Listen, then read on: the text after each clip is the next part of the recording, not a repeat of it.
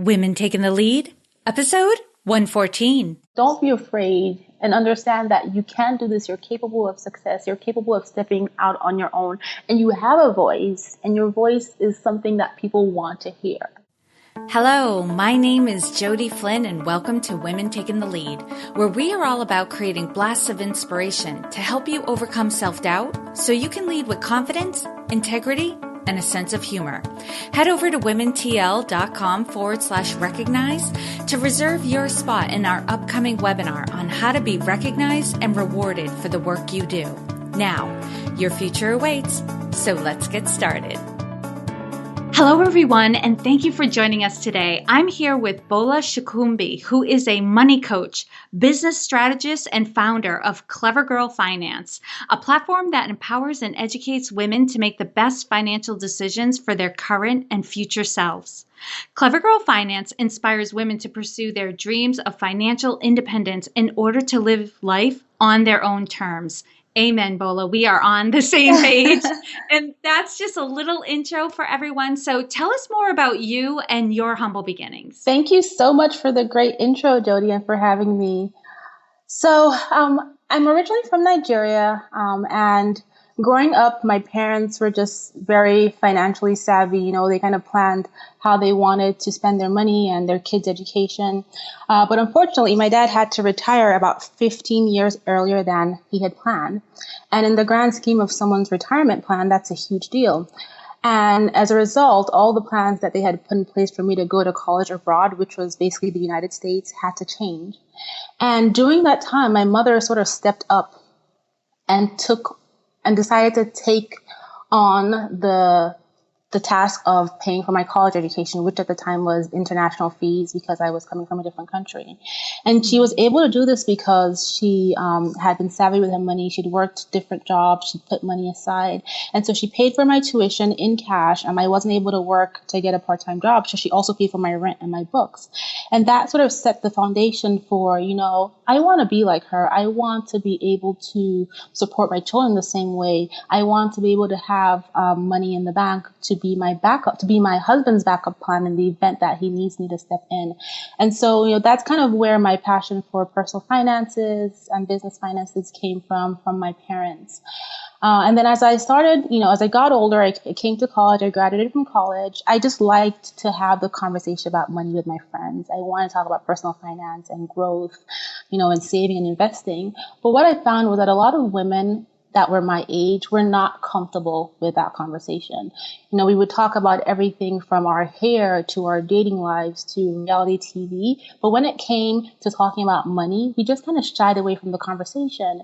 But on the flip side, if we were to look at guys, let's say we put 5 guys in a room, they talk about everything. They talk about their cars and their families, and they'll talk about investing in business. And I found that we as women weren't doing that. And so that was the basis of starting my business, Clever Girl Finance. And that was, that experience with my mother paying for my college education and my experience with my friends and my peers is what, is basically my driving force and my motivator as to where I am right now.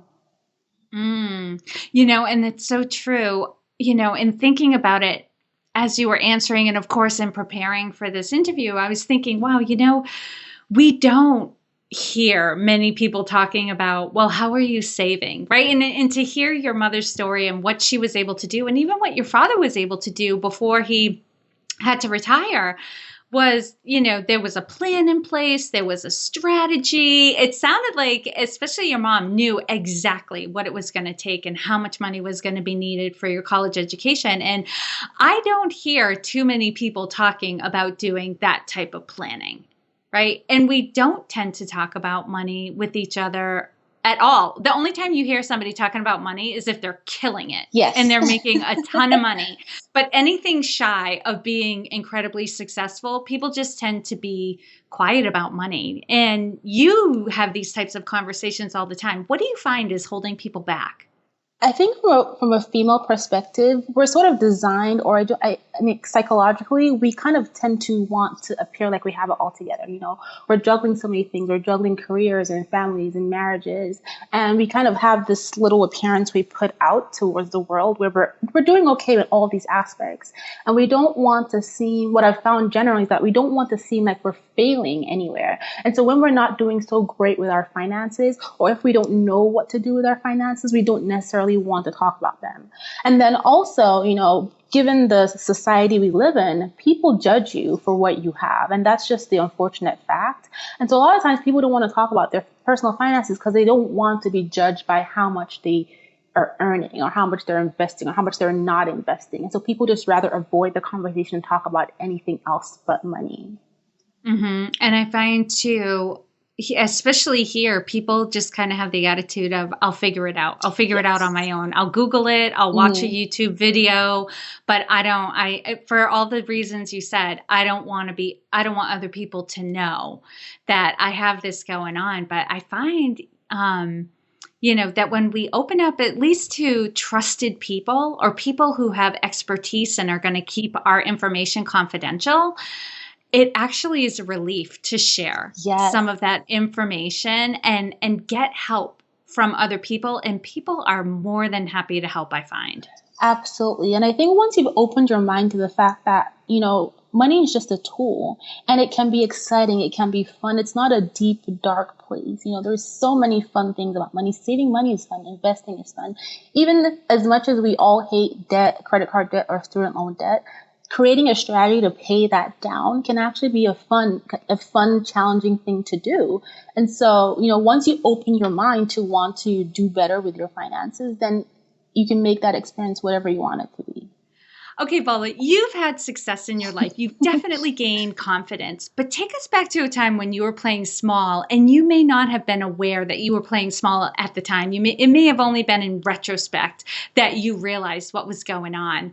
Share with us the story and the lessons you've learned. Absolutely. So there's several instances in my life where I feel like I was playing small, and like you said, I didn't realize it until after the fact. Like for instance, in my career, not negotiating my salary, asking for permission to take time off, not speaking up in meetings when I knew I had something important to say. And there was one particular instance that just stayed with me and I could never forget it. And I think it was, you know, a baseline for where I am now. It was a meeting that I had at work with senior leadership, including a female vice president. And at that meeting, I had so much to say in my head. I had so much to say. But I just didn't say anything for the 1 hour. And after the meeting was done, the female executive pulled me aside and she said to me, you know, if you don't speak up, people won't realize what you're capable of. And so when she said that to me initially, I was kind of upset. I was like, why would she give me feedback? I'm good at my job. I know what I'm doing. And I spent a few weeks thinking about it and I realized that, you know what she's saying it's making so much sense to me now, because me not speaking up and me not pushing myself to be noticed or to spread my knowledge was holding me back. And that's sort of the foundation for Clever Girl Finance. I knew that I wanted to do something, back then. I just didn't know what it was. And I didn't pursue it because I was like, well, you know, I'm shy, I'm introverted. I don't want to be the girl that has all eyes on me. But then I knew what I was capable of. I knew I could do it. I just was holding myself back. And so that was my big playing small moment. Like, it took that moment for me to realize that I can do this and I can be successful at, doing what I put my heart to. I just need to actually do it and stop overthinking the fact that, oh, what if, and what will people think? And I don't want to sound Right. stupid. Right. Not wanting to take a chance or anything like that. And that's such a great story, because it seems lately there has been a trend. I'm hearing and talking more about the whole concept of perception is reality. Mm. Right? How people perceive you in their world is how you really are, whether or not that's true. Yes. And if you attend a meeting and you sit there and you don't say a word the whole time, the perception might be that you you really don't have anything to say, right? Yes. Even though in your inner landscape, you have a lot of thoughts, you have opinions, you're seeing things a certain way. You might see some problems that might arise later down the road. But if you don't share those, the perception is nothing went on in your head the entire meeting, even though the opposite is true. That is absolutely true. And I think it also goes back to, the way I was raised. So like I said, I'm Nigerian. And, I come from a culture where if you're going to be speaking up, you need to be saying something that makes sense. Because when people start looking at you, they're really going to start looking at you. And so, it's the fear of looking stupid. It's the fear of failure. It's the fear of what people will say because, people will judge you if, you say something. For instance, if I had said something in a meeting and someone corrected me, I would have wanted to sink into the ground. But then I was limiting my own progress, like in terms of getting visibility in front of those people in my career. Yeah. And what people don't realize is if you don't speak up, it's almost like, and not to scare anybody, but it's almost like you have to speak up and mess up. Yes. A couple of times because, well, the thing, what I was thinking too is you'll never get coaching on how to bring certain things up or how to speak in these kind of meetings until you try. Until you've tried, there's nothing to coach you on. Absolutely. Right? You could have mentors who would want to help you, but until you give it a go, they don't know what to tell you. And, if you speak up and maybe you come on a little strong or you didn't articulate your thought clearly, well, you might have messed it up a little bit, but now they have something they can coach you on. Exactly. And give you some guidance on. You'll only get better from there, but you have to try. Yes, that's exactly what it is. Awesome. All right, Bola, now share with us a time in your journey when you had a wake-up call. Take us back to that moment and share with us the steps you took that led to your success. Okay, yes. So, I just shared that story about the experience with that senior executive who gave me that feedback. But I kind of still stayed at my job. I had all these things going in my head about I want to do something, but I was just comfortable in my own space. And then I had my kids. I had twins. And at the point when they arrived, I just realized I needed to do something. I needed to pursue my dreams because I kept asking myself, like, these kids are going to grow up and what is my legacy going to be to them? What is going to be the thing that I tell them that mommy did, that I did well, that this is what I'm known for. This is what I'm good at. I wanted to leave a legacy. I wanted to know that I've tried, even if I failed, that I tried and not have the regrets of not trying. So when they're born, during my maternity leave, I was driving myself crazy about not wanting to go back to work. I just started writing. I would write down every day ideas I had for different things, and I would brainstorm. And every single thing I wrote down came back to personal finance, which was my passion, and strategy, which is what I did in my career for 11, 12 years. And so I decided that there was a voice in my head that just told me, you just have to do this. And I decided to just pursue it. And I made up my mind not to overthink, and a friend of mine, I was having a conversation with a friend of mine about this process about, I want to do this, but I'm afraid. And she said to me, Bola, you're going to have to tell fear that you're going on a journey and it's okay for them to come. It's okay for fear to come with you, but they're going to have to sit in the back and they're going to have to be quiet because you have work to do and you need to pursue your dreams, fear or no fear. And for me, that was just everything. And so I went about my planning and my strategizing for my business and, what kind of content I wanted to present to women and how I wanted to help women. And I made myself my own target because I know where I am, where I tend to struggle with finances and where I want to do better and where I'm shy to talk about certain things when it comes to money, money and relationships, money and children, investing for my future. And I just went ahead and I did it. And I tried not to overthink it. And I told fear, be quiet. And I just did it. I just did it. I love it. It sounds like there were two wake-up calls in here, although I'm sure there were more. Like after your children were born, this need, this urgency to have something to share with them. right? And Yes. to show them how, how to lead a really good, productive life where you're contributing. And I hear a lot of people say that it was when they had children or when they thought about the legacy that they were leaving their kids that they decided to make real changes in their life, right? And to some extent, sometimes people feel like, oh, I couldn't do it for myself, so I did it for my kids. But you know what? If that's what motivated you, that's what motivates you, Yeah. right? It got you on track. It was a wake up call for a lot of people. Having kids is a big wake up call. But it's that thing that puts things in perspective and has you question, how am I living my life right now? Like up until this point, how have I been living and what would I want to change? And the other wake up call you had, thanks to your friend, is you can do it with the fear, Yes. right? You don't have to get rid of fear first. Fear can come with you. You just have to know that you're the one that's in charge, not the fear. Yes. Yes. I love that. Anything else you want to I share? mean, I was just gonna say, for me, the thing with my kids was that before I had them, I was just comfortable. I had all these. I think we all have them. We write down our goals and our lists and our dreams, and I'm gonna do it. I'm gonna do it. I'm gonna do it. We never really do. And then I had my kids, and I started watching how quickly they were growing, and I was like, oh my god, time is flying. What am I doing? Like, I'm just sitting around, and I didn't realize how quickly. I mean, I kind of knew, but I didn't fully realize and take it all in until I actually saw how quickly my kids were growing, and I realized that's how quickly time flies. Right. I got to do this now. Yeah. I got it. You before you know it, they'll be off to Yeah. college, and you'll be thinking about like, what am I going to do when I retire? Jeez.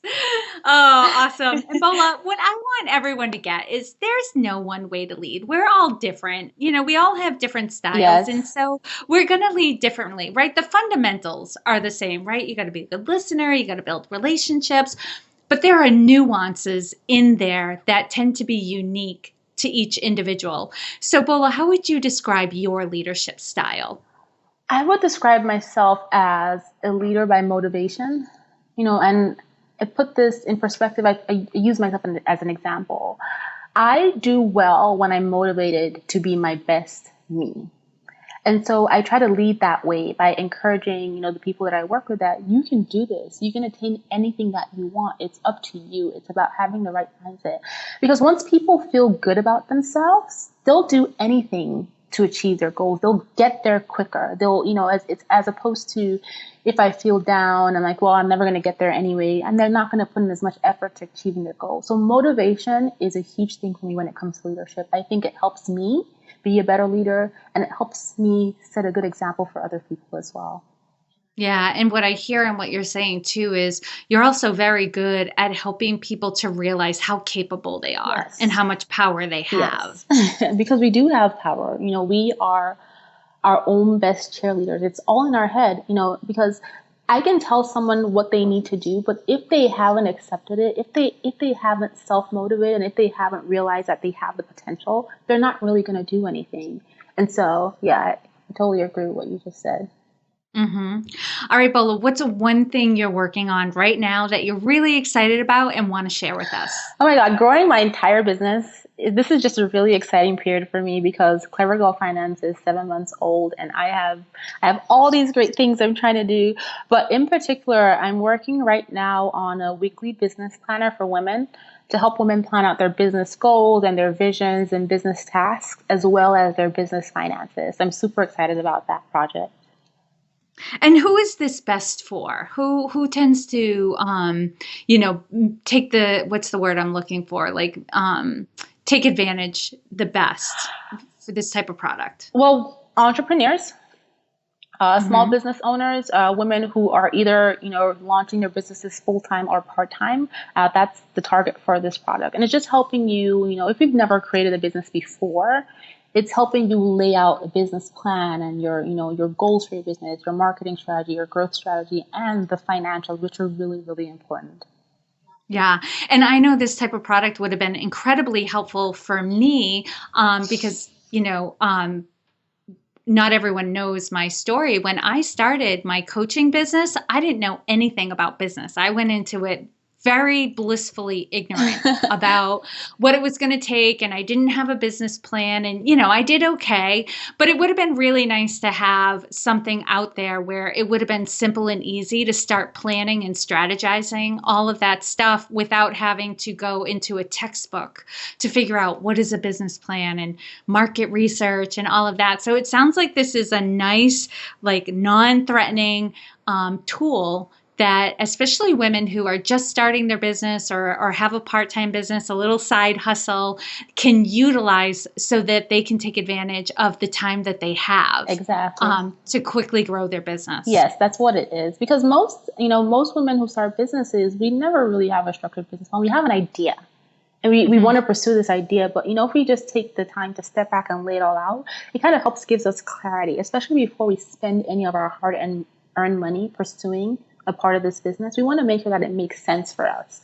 So, right. Yeah, no, and I'm especially the type of person that once I know what to do, I'll do it, but I can spend a crazy amount of time spinning my wheels trying to figure out what's the best thing to do and how to do it. And, what software should I be using and all of this crazy stuff. So this sounds like a nice tool to help you like focus in on exactly what it is you need to do and then go do it. Yes. Perfect. All right, Bola, now I'm going to do a quick leadership roundup. So tell us, what is one practice you have that helps to make you a better leader? So like I mentioned, I'm all about leading by motivation. And so affirmations are huge for me. Every day I have to affirm myself of what I can do, what I will do, why I can do it. And the other thing that I'm just big on is to-do list. I am a huge organizer and I need to have, most of the time I write my to-do list the night before. And I have to have that list with me either on my phone or in my planner. Otherwise, it's just not going to be a good day.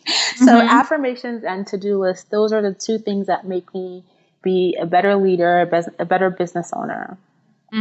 Sounds like a nice combination of the intangible and the tangible together. Perfect. All right, Bola, what is one book that you would recommend to a woman to help her develop her leadership? So this one book resonated with me, especially when I was, in my mid to late 20s, and it's called Nice Girls Don't Get the Corner Office. It's by Lois P. Frankel. And it was just an awesome book because even though, it came from a career perspective and not necessarily a business or entrepreneur perspective, it talked about knowing your value and building confidence and knowing what you're worth and going out to get what you really desire, which can be applied to not just your career, but your business and just your life in general. And so that book just had some really awesome tips and insights on the fact that nice girls need to be a little less nice in a nice way to get where they're going. Right. And there are some of my clients that this is exactly what we talk about. Like, you can still be nice, right? You don't have to change who you are, but you don't have to be that nice. Like, nice to the point where you shut yourself down. That was me. For other people. Right. You hold yourself back. You don't speak your truth. You don't say what's bothering you because you're so afraid that other people might get upset. But there's definitely a way that you can do it. You can talk about what's important to you. You can, set some boundaries and even bring up things that are upsetting you without diminishing other people. Yes. That is very cool. And you know what? With your book choice, I said on a recent episode that what made me successful in corporate are some of the same things that made me successful in business. It translates. Confidence, organization, planning, all of that stuff translates whether you're within an organization or you have your own business. So I find that,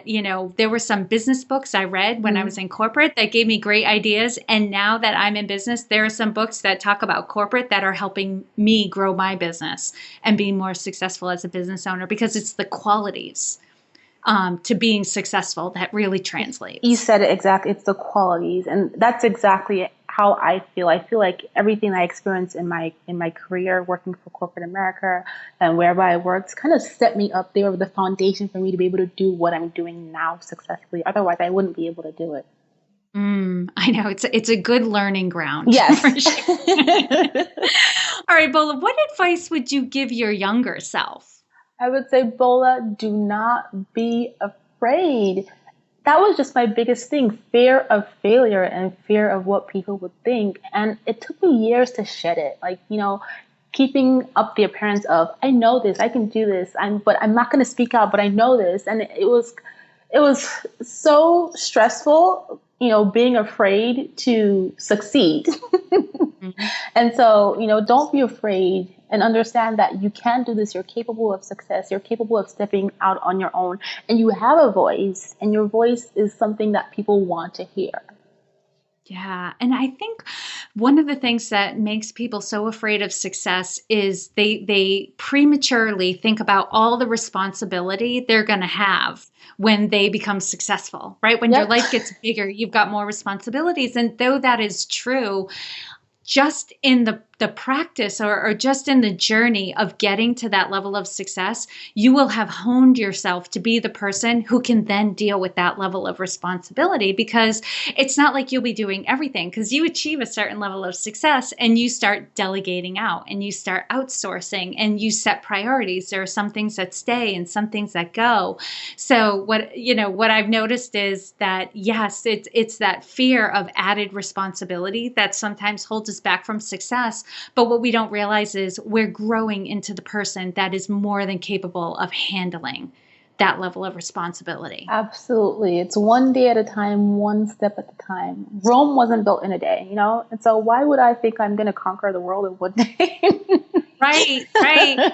And just like you've had people who helped you get to this place in your life, there'll be people who will help you get to the next Yes. place in your life too. So, perfect. All right, Bola, share with us a success quote or a mantra and why it has meaning for you. Okay, so this is a quote by Oprah Winfrey, and it's, we can't become what we need to be by remaining where we are. And for me, this is everything, because I was stuck in that place, because again, like I said, I was afraid of failure. And that just resonates with me so much, because I'm now starting to understand it now that I'm doing without overthinking. And I'm understanding that failure is not really failure if I've learned from it and if I apply those lessons to the next thing. And so that just means so much to me that, I have to move forward. I can't stay in the same place and expect change to come to me, or expect success to come to me. I need to do something. And Bola, lastly, what is the best way for this community to connect with you? They can find me on my website at clevergirlfinance.com, and also on Instagram and Facebook at clevergirlfinance. Awesome. I love that business name. It's so clear. And for those listening, I know sometimes you guys are out on a run or you're in the car and it's not easy to jot all of this down. No worries. You can find all the links and resources shared in this episode at womentakingthelead.com. And if you put Bola in the search bar, B as in boy, OLA, her show notes page and the blog post accompanying this episode will come right up and you can find it all there. And Bola, thank you so much for taking the time to inspire and enlighten us. We are all better for having met you. Thank you, Jody. This was amazing. Thank you for joining me on Women Taking the Lead. Are you ready to take the lead in your own life? Head over to womentl.com/recognized to reserve your spot in my upcoming webinar on how to be recognized and rewarded for the work that you do. And to strengthen you on your leadership journey, I'd like to send you off with a quote from Marianne Williamson. Our deepest fear is not that we are inadequate. Our deepest fear is that we are powerful beyond measure. It is our light, not our darkness, that most frightens us. We ask ourselves, who am I to be brilliant, gorgeous, talented, fabulous? Actually, who are you not to be? You are a child of God. Your playing small does not serve the world. There is nothing enlightened about shrinking so that other people won't feel insecure around you. We are all meant to shine, as children do. We were born to make manifest the glory of God that is within us. It's not just in some of us, it's in everyone. And as we let our own light shine, we unconsciously give other people permission to do the same.